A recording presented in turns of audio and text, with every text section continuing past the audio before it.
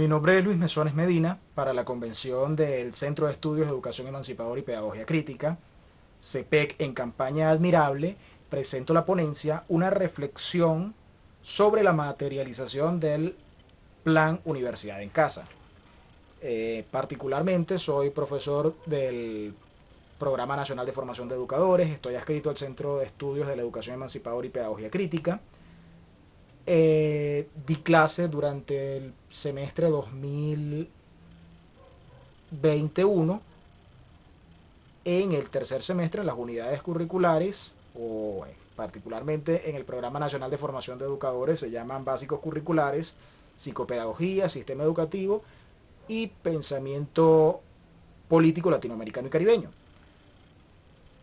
En este tercer semestre estoy trabajando con un grupo de estudiantes, ya ellas son maestras en formación, son maestras en el área de preescolar, son docentes en formación, he trabajado con ellas durante toda su participación en nuestro PNFE y tenía previsto para este semestre, así como en el anterior, centrar la interacción con ellas en esa dinámica estudiante-docente.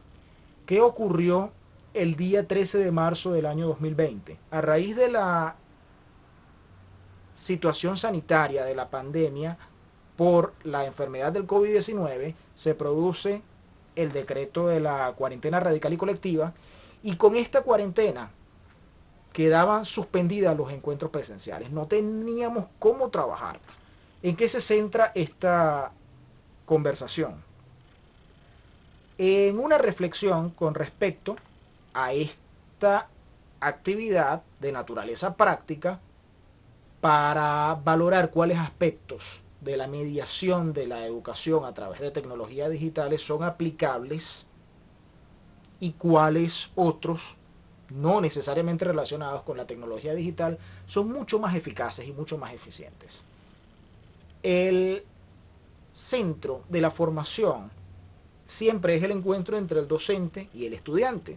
El docente se asume como un conocedor y como conoce tanto la materia que enseña como la manera de enseñarla, en su encuentro con el estudiante es capaz, en medio de este diálogo, en esta mediación, de producir un aprendizaje, y este aprendizaje tiene la condición de ser un aprendizaje útil. ¿Qué ocurre con este aprendizaje? Este aprendizaje está mediado por unos contenidos. Estos contenidos es lo que comúnmente encontramos en los materiales escritos, en el texto, en los tutoriales, en distintas dimensiones. ¿Cómo asumimos que iba a desarrollarse este periodo académico? Y aquí damos cuenta de la postura epistémica de esta presentación, estructurada en función del paradigma sociocrítico, donde transformamos la realidad y nos transformamos a nosotros mismos a partir de ese contacto, ese roce directo con la realidad. No usamos batas blancas para el paradigma sociocrítico, sino que nos sumergimos dentro de la realidad. No teníamos entonces una posibilidad de encuentros presenciales, semanales. Entonces hicimos la redacción de unas guías, estas guías fueron publicadas en un blog, hubo grabación de clases en video, estos videos fueron colgados en YouTube, eh, se consideró la creación de un grupo WhatsApp y efectivamente con una de las estudiantes tuve interacción a través de esta vía. Pero ¿qué ocurre? La interacción con estudiantes o con personas es entre personas.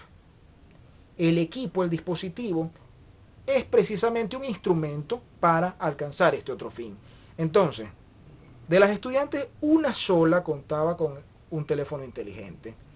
Otra tenía computador pero no teléfono inteligente. La mayoría tenían teléfono celular, pero había otra con la particularidad de que sin tener el teléfono celular era familiar de otra de las estudiantes que sí tenía esta herramienta. Entonces, ¿qué ocurrió? ¿Cómo hacemos?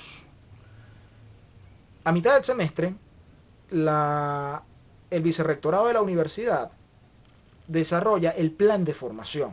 El plan de formación estaba o está centrado en la lectura de unos materiales. Además de estos de materiales, hay que producir unas reflexiones en ese contacto con el contenido exclusivamente.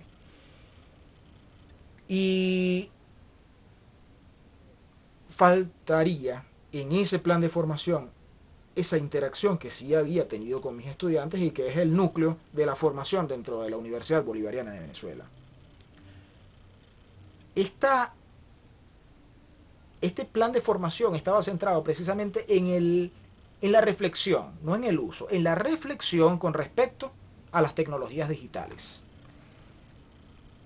La reflexión es insuficiente cuando no se acompaña con una práctica, así como la práctica es insuficiente cuando no se acompaña con una reflexión. Los procesos formativos desde la hermenéutica filosófica de Gadamer, acompañada también con la concepción pedagógica de José Jimeno Sacristán, la formación necesariamente implica la virtuosa articulación entre los saberes previos, esa mediación que ocurre en el encuentro de los sujetos, y además del encuentro de los sujetos, ese nuevo aprendizaje que emerge del que está aprendiendo. Un aprendizaje útil, no es solamente la reflexión. ¿Qué ocurre con estas estudiantes en el Programa Nacional de Formación de Educadores? Trabajamos a través de llamadas telefónicas.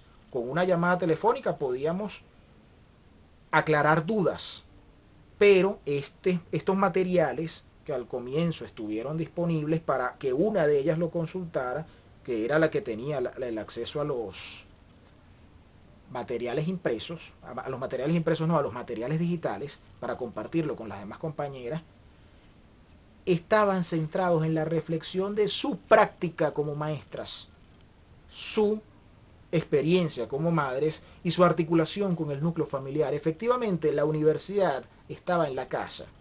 ¿Por qué estaba en la casa? Porque todos los contenidos se relacionaron con la experiencia de estas profesoras, de estas maestras, de estas docentes. La llamada telefónica permitía entonces esa interacción breve, pero necesaria. Además hubo el diálogo en distintas situaciones que en dos ocasiones particularmente se produjo de manera presencial. Algunas de las estudiantes, la mayoría, son trabajadoras de la Universidad Bolivariana de Venezuela, de allí que en una jornada de entrega, en dos jornadas de entrega de un beneficio de salario social, tuvimos el encuentro. Este encuentro fue para orientar la práctica y además de la orientación de la práctica, el encuentro segundo fue para la presentación de los resultados. El resultado fue a través de la técnica del portafolios. Con el portafolios se consolida el proceso formativo. No el proceso, se presentan los resultados de esta actividad formativa. Y estos resultados aparecen contenidos dentro de esta herramienta. De igual manera, el Ministerio del Poder Popular para la Educación, en el subsistema de educación básica, adoptó esta estrategia. Y estaba conformada precisamente por actividades presentadas con un desarrollo final, un desarrollo parcial y además de eso reflexiones con respecto a lo que estaban haciendo. Estas estudiantes, por cada portafolio, presentaban entonces el resultado de cada una de las actividades. Además del resultado, la interacción que habían tenido con el docente a través de la llamada telefónica, de la conversación en aula. Y con todo ello entonces concluimos que toda estrategia formativa tiene que estar centrada en la articulación docente-estudiante. Los medios son múltiples, pueden variar. Que si es más efectivo uno, dependerá de la situación particular en la que se utilice. Si es más efectivo el otro, dependerá de cuáles sean las condiciones. Pero irremediablemente, la tecnología digital para estudiantes que carecen de los medios no es suficiente. Son necesarias otras estrategias, y estas otras estrategias emergen necesariamente de la experiencia, la formación y la articulación entre los saberes del docente y los aportes realizados por los estudiantes para nutrir ese proceso en el cual ellos se desarrollan. Muchas gracias por su atención. Luis Mesones Medina, del Programa Nacional de Formación de Educadores, para la Convención del Centro de Estudios de Educación Emancipadora y Pedagogía Crítica, CEPEC, en campaña admirable. Muchas gracias.